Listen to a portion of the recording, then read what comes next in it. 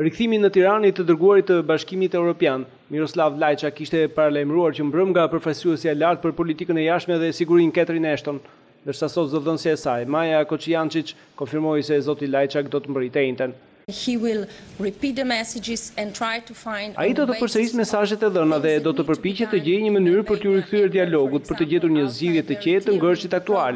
Është shumë e qartë ajo që duhet bërë, pra ajo që duhet të bëjë Shqipëria për të ndjekur agjendën europiane dhe kemi nënvizuar në mënyrë të përsëritur. Dhe kjo është diçka që do të diskutojë zoti Lajçak në takimet e tij në Tiranë. Sot në mesditë Partia Socialiste ishte shprehur e gatshme dhe se mirëpriste një ndërmjetësim ndërkombëtar. Duke falenderuar baroneshën Ashton dhe komisionerin Fyle që kanë bërë të qartë shqetësimin serioz e gatishmërinë për të ndërhyrë në një proces ndërmjetësimi, ne përsërisim se dialogu e kompromisi janë pjesë e patjetërsueshme e vizionit tonë të zhvillimit demokratik të Shqipërisë.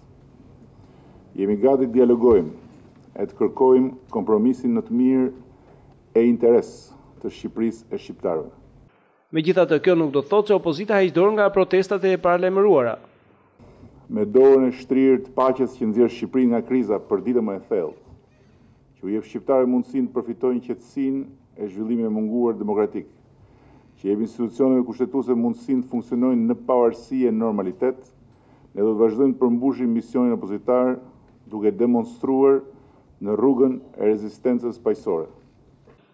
I menjëhershëm ka qenë reagimi i shumicës përmes kryetarit të grupit parlamentar Demokrata Astrid Patozi, sipas të cilit, sot më rëndësishme se çdo gjë është zbardhja e së vërtetës së 21 janarit.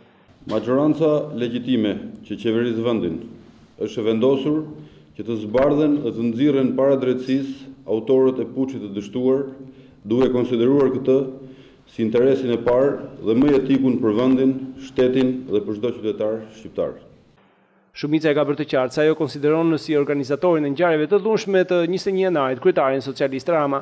I kujtojmë kryetarit Partisë Socialiste, zotit Edi Rama, se ai nuk mund të fsheh dhe as nuk mund të lajë dorën e krimit të rënd pas gjoja kërkesës për nisjen e dialogut politik në Shqipëri. Partia Demokratike ka qenë në dialog të vazhdueshëm me zotin Rama gjatë gjithë këtyre viteve dhe fruti i këtij raporti kanë qenë edhe disa marrëveshje tashmë të njohura, të cilat sollën risi të mëdha në politikën shqiptare. Ky komunikim nuk ka munguar edhe në muajt e fundit, por zoti Rama e shfrytëzoi këtë në mënyrën më të shëmtuar dhe më të pabesë, sepse ndërkohë përgatiti dhe organizoi grushtin e shtetit. Në një kontekst të tillë, duket se misioni i zotit Lajçak do të jetë mjaft i vështirë. Në Tiranë, sipas zëdhënëses, ai pritet të diskutojë dhe mbi polemikat e forta që ka ndezur vendimi i komisionit hetimor për të kërkuar tabulate telefonike të 4 gazetarëve të njohur shqiptar, Sokol Balla, Andi Pushati, Filip Çakulli dhe Mer Baze. Ju e njihni qëndrimin tonë mbi të drejtën e fjalës, lirinë e medias dhe lirinë e shprehjes, dhe kjo është një gjë që do t'ua bëjmë shumë të qartë, tha zëdhënësja e zonjës Ashton.